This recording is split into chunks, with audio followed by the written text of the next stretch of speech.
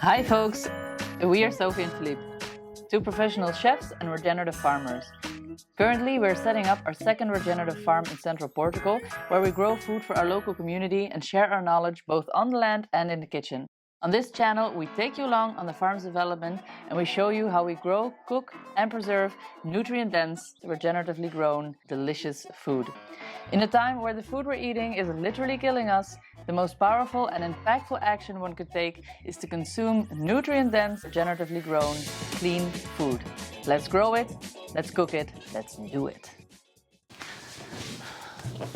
Hi guys, quick update from my side. This week's video is going to be a run through of everything that's been happening on the farm. Unfortunately, I have not finished the complete cooking video that I wanted to do because I'm planning on doing one on zucchini and zucchini preparation and preserving. And I thought that would be neat since we're swimming in zucchinis right now here. Drop down in the comments below if you want to see any kind of cooking content on a specific item that you have in mind, a specific food product, of course that is, and what your thoughts are on my zucchini take. So, going into, I'll call you right back. Going into a quick run through of the week will be done shortly, but before that, let me give you guys an update on Philippe.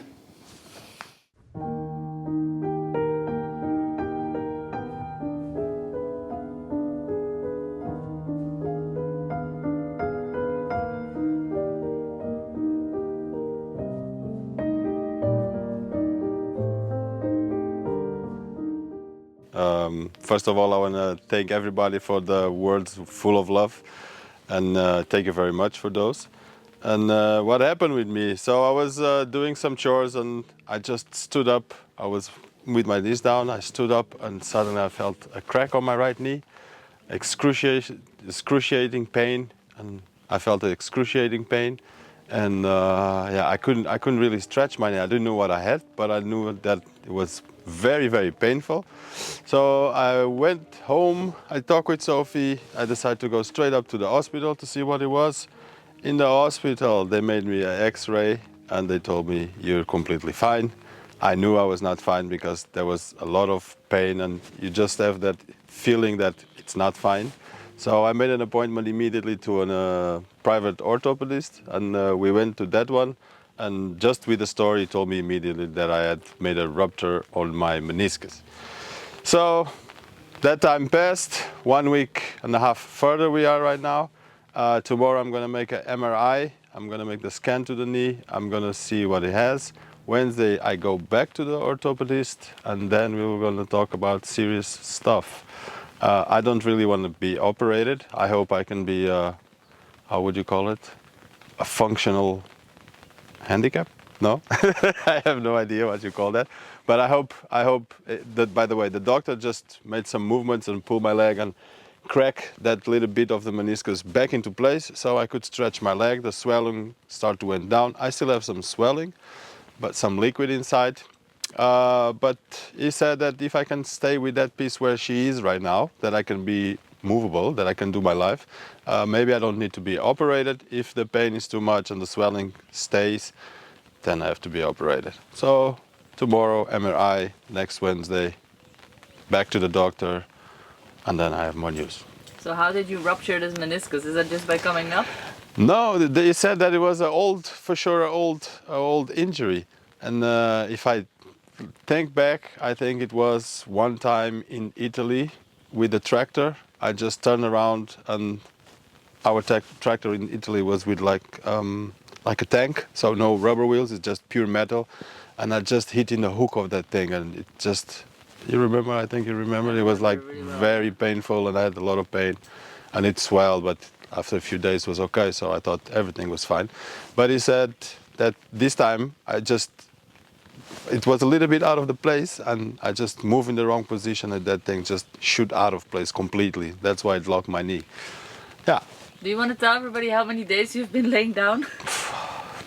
I don't know, too many, way too many. I should be laying down right now because I didn't make the scan yet and I didn't went back to the doctor, but I can't let my wife doing everything alone. That's smart. So I decided to come and do the tomatoes because they should have been done 2 weeks ago and yeah, no time for it. So I'm here just jumping little bit by little bit with the bucket, yeah, limping around. But next week, hopefully more news.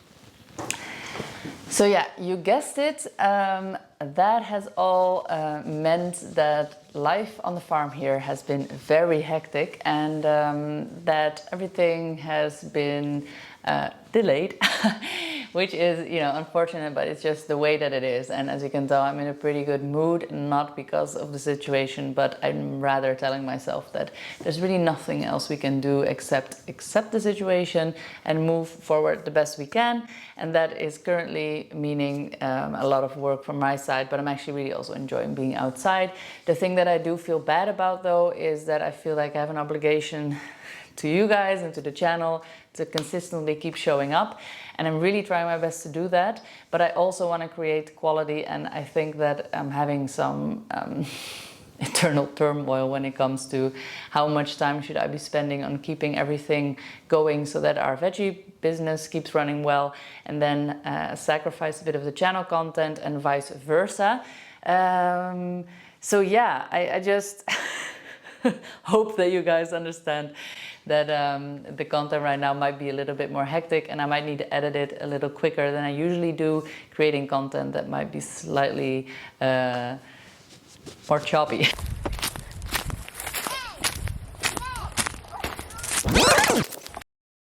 A bit more rough around the edges maybe, but yeah, I think probably keeping the output going and just keeping you guys in the loop and showing you what we're doing as we always do, maybe in a slightly more choppy way, is probably the best way to go. So I'm gonna go with that option. All right, that's it. The biggest change is probably that I'm now feeding and moving all the animals around. It takes a lot of moving of netting to make sure our sheep have fresh pasture and we are not eroding our soils. As the weather is getting hotter, the grass is getting drier, and it is key to move them to areas where we need cleaning to be done, as well as where we know the impact is not harmful. The kids are helping out where they can, and honestly, the biggest help nowadays is them getting along and playing with each other, as I just cramp as much work as possible in a day as I can.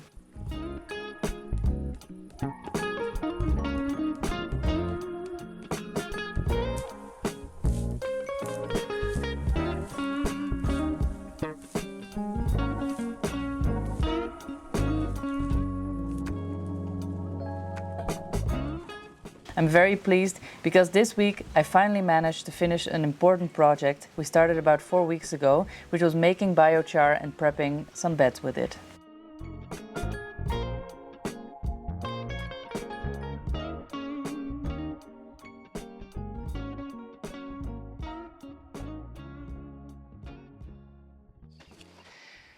All right, let's talk for a minute about biochar, what it is and how it's made. Biochar is a great tool in the toolkit of us sustainable growers, and it is something that we can make at home to amend our soils for the better. Adding biochar to your soil will increase water retention, fertility, and basically have an overall positive effect on your soil, even though, beware, little disclaimer, using too much of it can actually have negative effects. Biochar is organic matter that has been combusted in the partial or complete absence of oxygen, and that process is called pyrolysis. This process ensures that there are pores created within pores, within pores, within pores, within pores. It is a fractal structure, and the way you can imagine this, visualize it if you will, is that beforehand you had a sleek wall.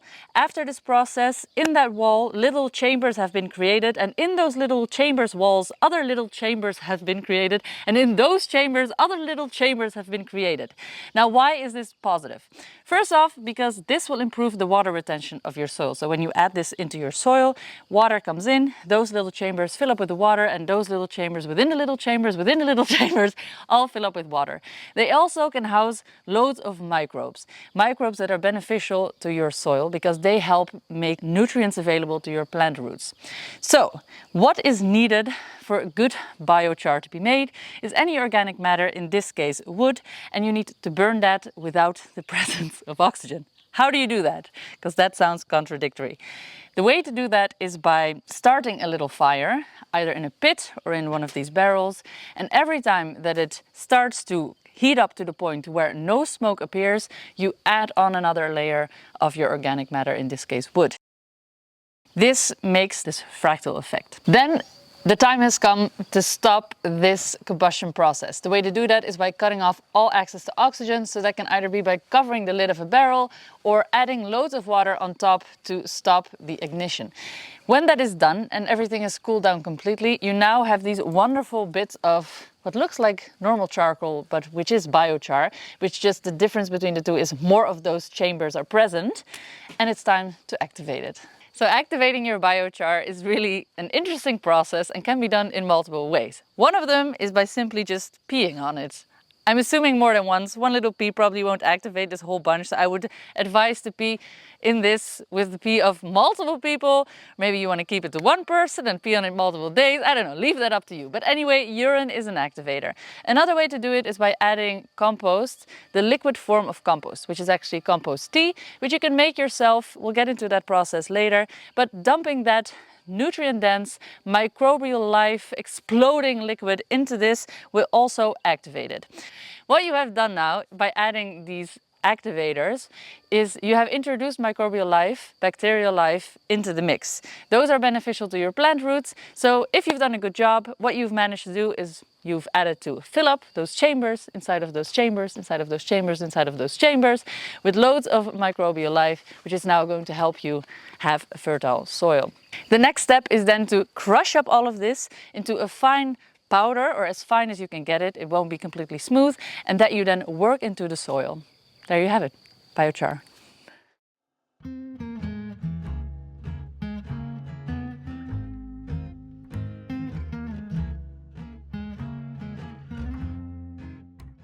Now, if you've taken our course online, you probably already know this, but to improve soil fertility, what you want is as much biology, living biology in your soil. So one of the tasks we have as growers is to introduce lots of that microbial life into the soil, and this is where the compost tea maker comes in. What we do here is we add our own compost, which is full of life.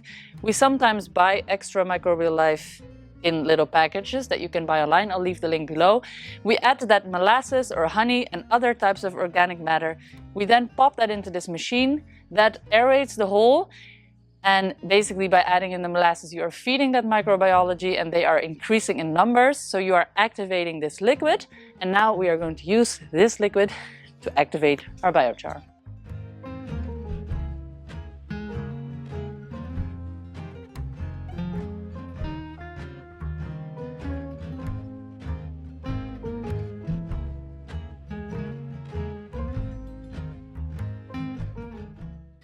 Once soaked for a couple of days, Philippe sifted out the biochar and we watered the 3 systems nearby with the liquid that remained, giving them a real boost of microbiology.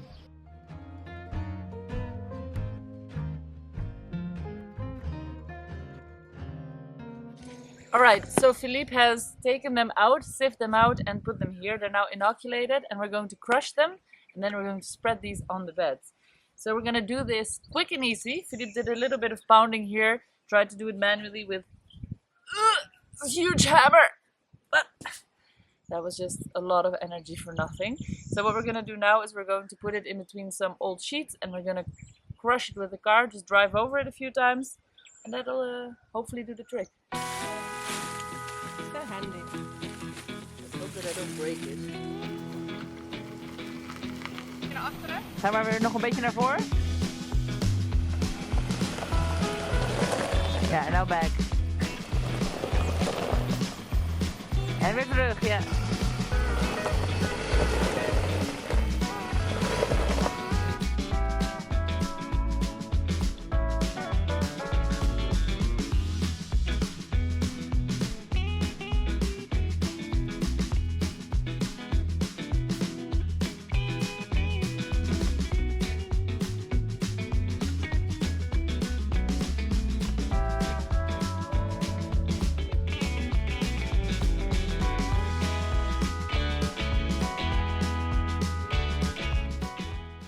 We decided to use this batch for extension of our garden on the beds where we just harvested our potatoes. These beds only have ever received a thin layer of compost and they were not set up like the first part of our garden, which received a huge amount of imported compost when we first started.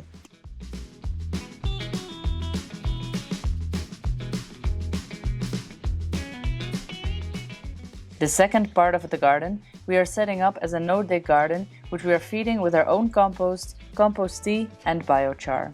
Due to our sandy soils, these beds dry out quite a lot quicker, so one by one we are turning them into highly productive and very fertile beds.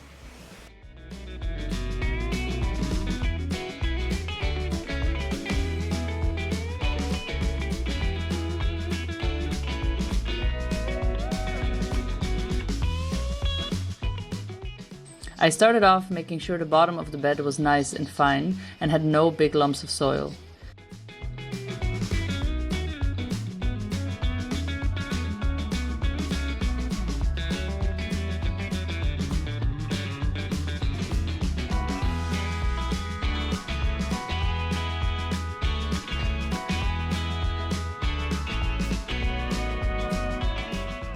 Then I sprinkled a generous amount of the crushed and activated biochar onto the bed, and I topped that off with a layer of cardboard.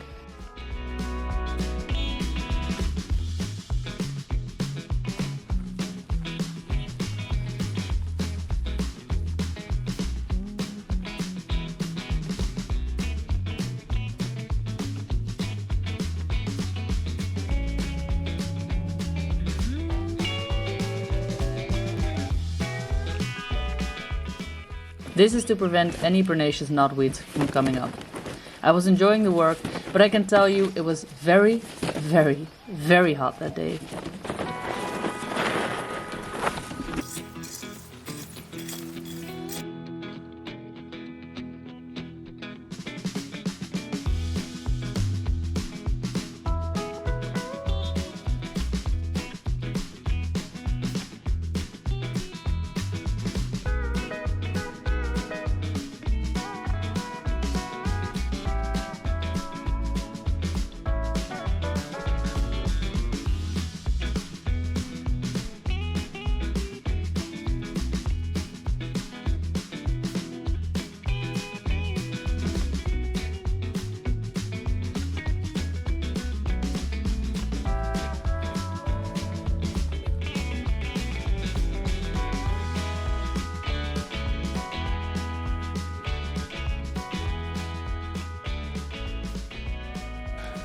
That's enough for now.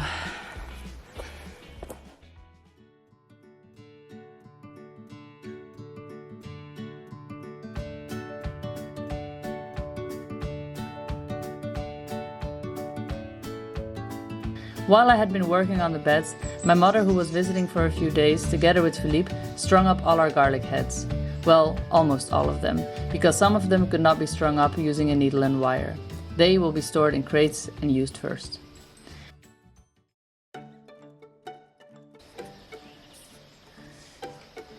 The time had then come to finish the 2 beds I had started. The last job was to top it all off with cow manure and finer compost. The decomposed cow manure was still very lumpy and took a lot of handling to keep in place. Joop's compost dropper came to mind, even though I doubt that this lumpy mess would have gone through.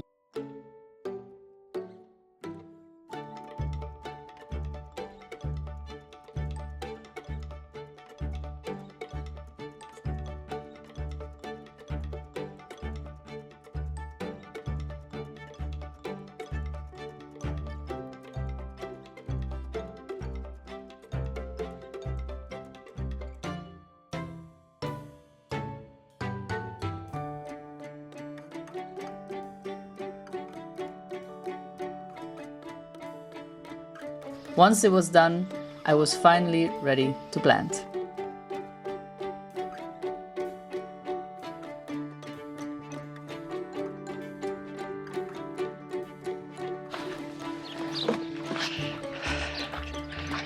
All right. Because Philippe isn't fully functional or not functional at all, things are starting to run behind a little, so I'm trying to do everything myself and do it very quickly. On today's menu is planting some beans and some melons. They should have been planted already last week, so it's really essential we get them in the ground. Let's do this quickly.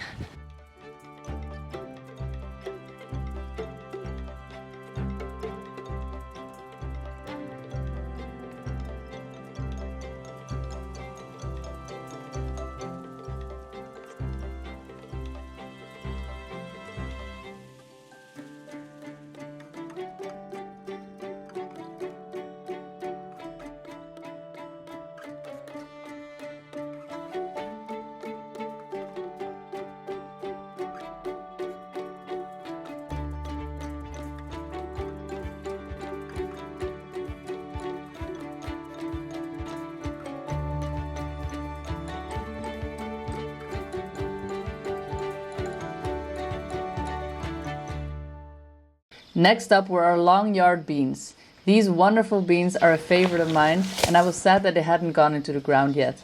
I started off by building the structure, which took me a little longer than I wanted, and I found out it wasn't high enough, so I ended up reinforcing it with some more bamboo.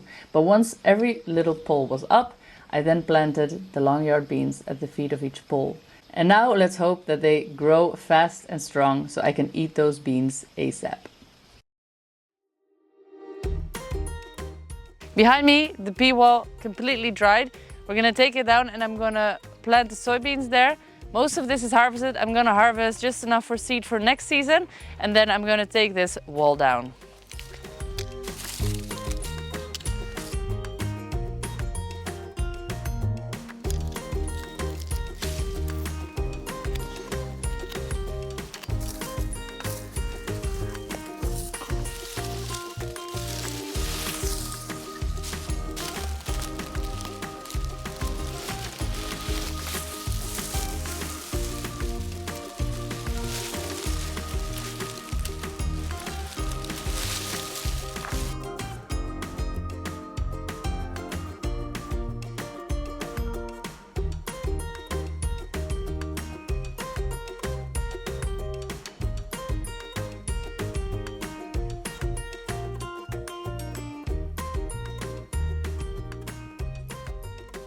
I can't believe it's that time already again, but we're already gonna start seeding for autumn season. So usually people forget about this. They don't do it in time because they just are so focused on what's happening in summer, tomatoes, aubergine, peppers. Nobody's thinking about the things they're gonna wanna eat in autumn yet, but this really is the time you should already start to be thinking about it. So let's go and seed some stuff together. Last week we had a pool party and the kids accidentally broke the bottom of the pool, which means now that our pool, as our water reservoir, is broken. We were using the pool to water these trees and those young fruit trees over there. So yeah, definitely safe to say that the greenhouse is looking a little bit empty now.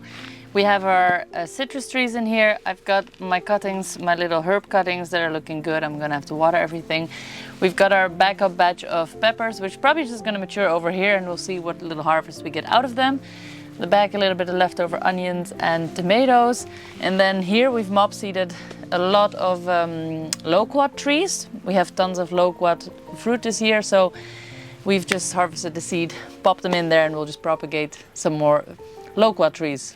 So I planted some kale, some sweet chicoria, daikon radishes, some more broccoli, Brussels sprouts, purple broccolini, and some parsley. I used our recycled styrofoam trays, and I also planted a second generation of corn in some containers, 4 per pot. I really enjoy working in the greenhouse. It is an easy job compared to most jobs, and it gives you some time to think quietly. I'm looking forward to seeing the baby seedlings come up.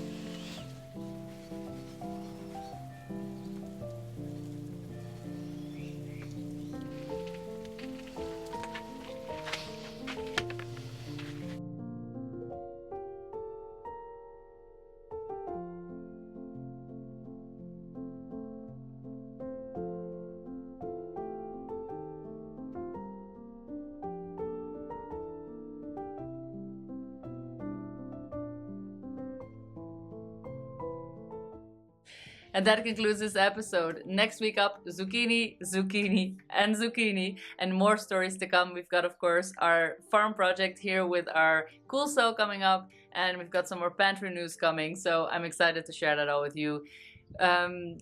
Wish me all the best. See you on the next one, The Farming Chefs. Peace out.